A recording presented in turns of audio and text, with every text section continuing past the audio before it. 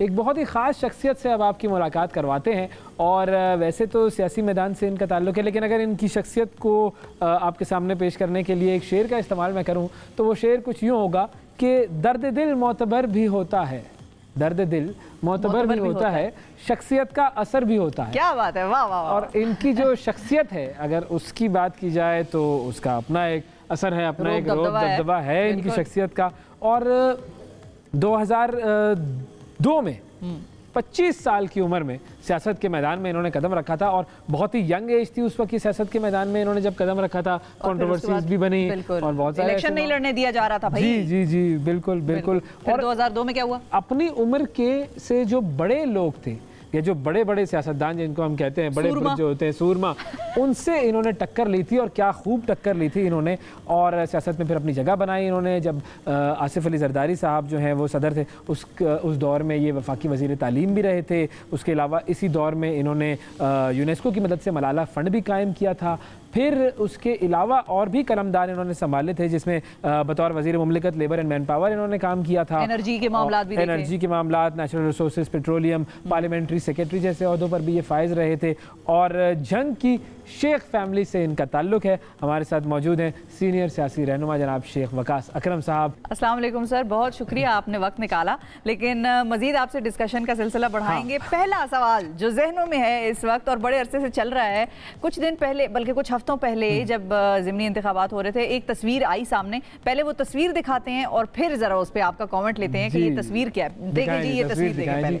ये तस्वीर है, बड़ी अहम तस्वीर है, सियासी तस्वीर है, खलबली मचाने वाली तस्वीर है, बड़े तबसरों वाली तस्वीर है। बताइए जी। शेख वकास अकरम साहब, आप खान साहब के साथ इस तस्वीर में बैठे हैं, जंग का जलसा है, क्या बाकायदा तौर पे हम ये कह दें कि आपने पाकिस्तान तहरीक इंसाफ में शमूलियत इख्तियार कर ली है? कोई बाकायदा शमूलियत तो इस वक्त तक नहीं है। और ये जो तस्वीर है ये जो भी बाई इलेक्शंस हुए हैं पंजाब में जी, उसमें खान साहब का झंग में PP 127 में एक जलसा था और वहाँ पे हम उनके मेजर या आप कह लें सबसे बड़े एलाए थे। और उसलिए ज़रूरी था कि हम इकट्ठे झंग के लोगों को ये पैगाम देते कि ये सारी क़ुव्वतें इकट्ठी हैं। और अल्लाह ताला ने हमें फिर उसका सिला दिया है जो आपने देखा।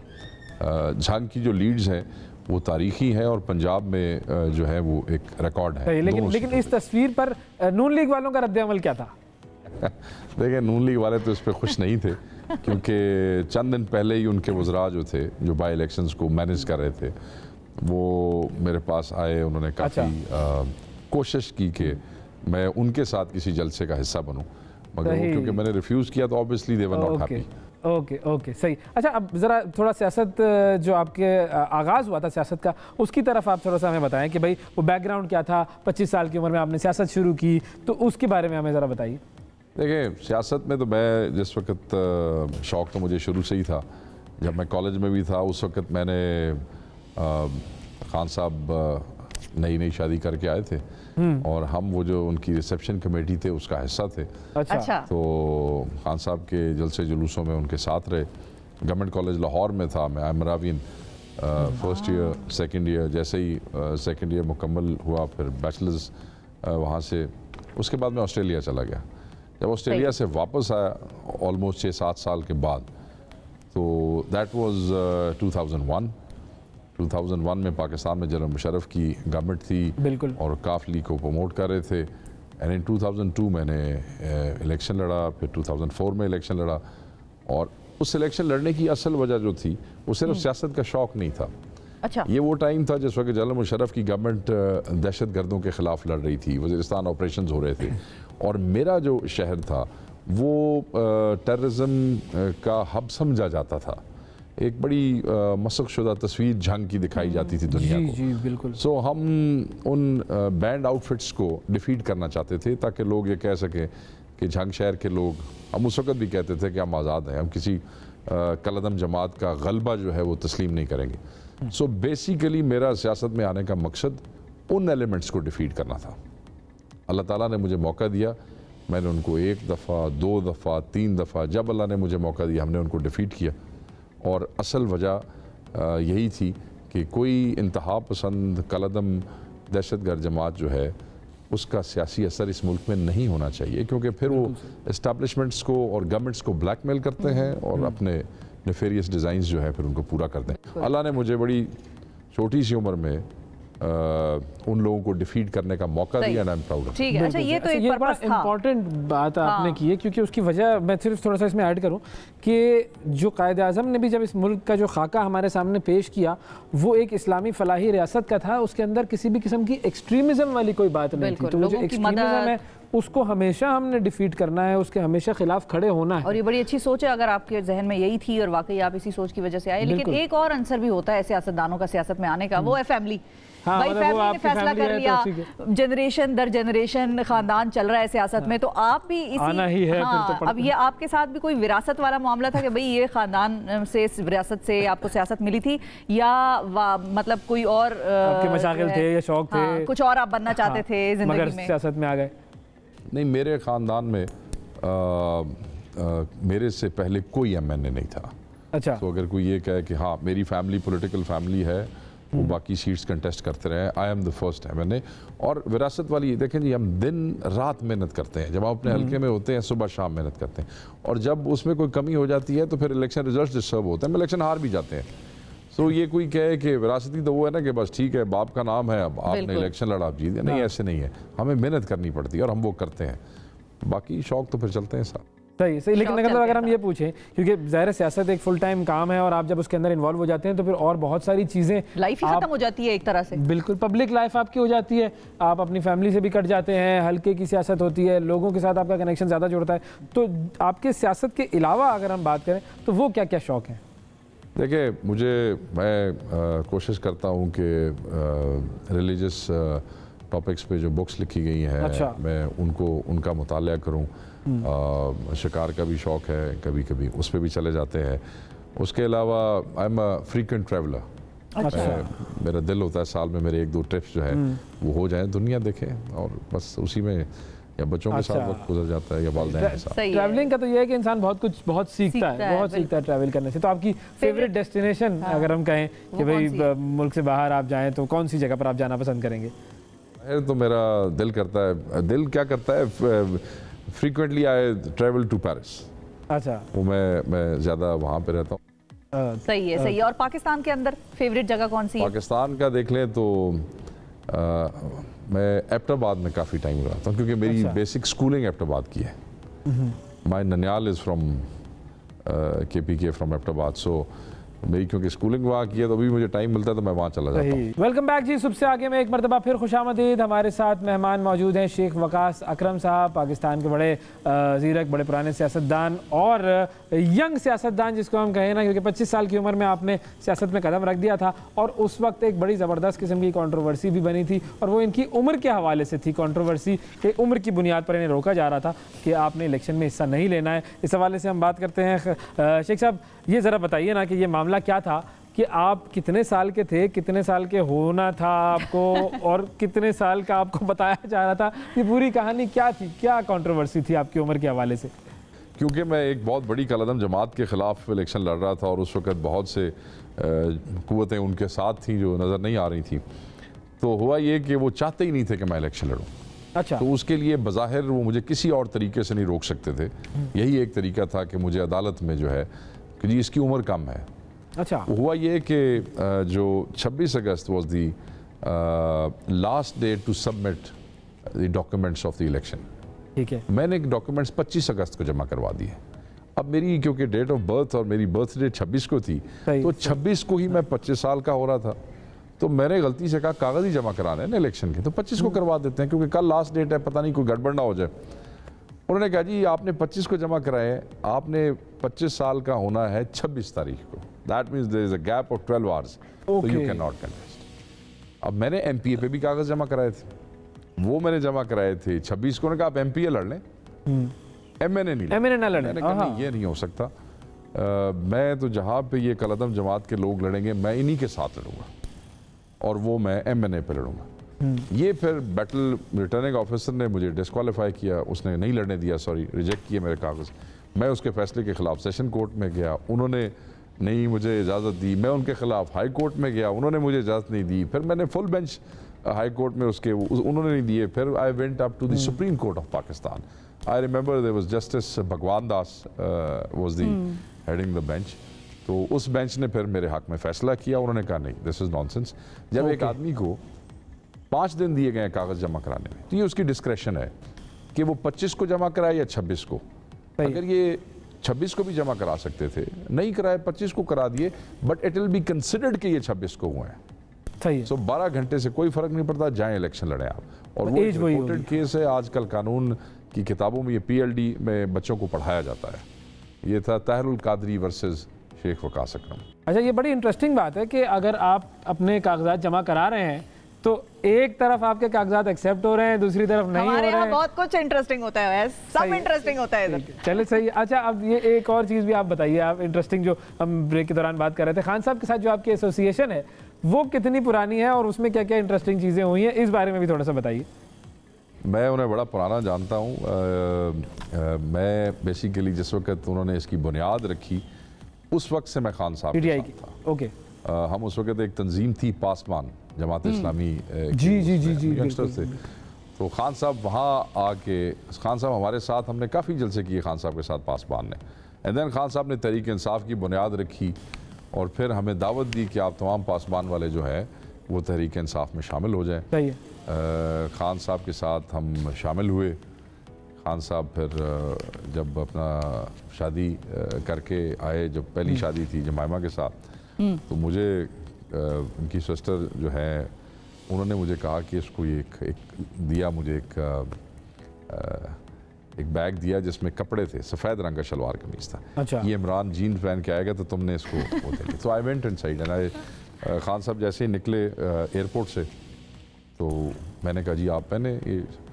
खान साहब ने कहा नहीं मैं तो इसी तरह जाऊंगा। मेरे साथ 2-3 और भी लोग थे, आई डोंट रिमेंबर इस वक्त वो कौन थे, उनकी सिस्टर भी थी, 2 बंदे और भी थे। सही है। तो बड़ी मुश्किल से खान साहब को हम सब ने मनाया कि शलवार कमीज पहने, एयरपोर्ट पे ही। फिर बाहर आए और मुझे याद है उस वक्त वो न्याजी साहब की एक रेड कलर की निसान पेट्रोल थी, नई उस वक्त जीपें आई थी, खान साहब उसके अंदर थे और हम भी जंग से कोई बसें भर के लाए थे। और फिर हम वहाँ से निकले और खान साहब के घर गए और वहाँ मुझे याद है लोगों की बड़ी डिमांड थी कि जी आप भाभी का चेहरा दिखाएं। अच्छा।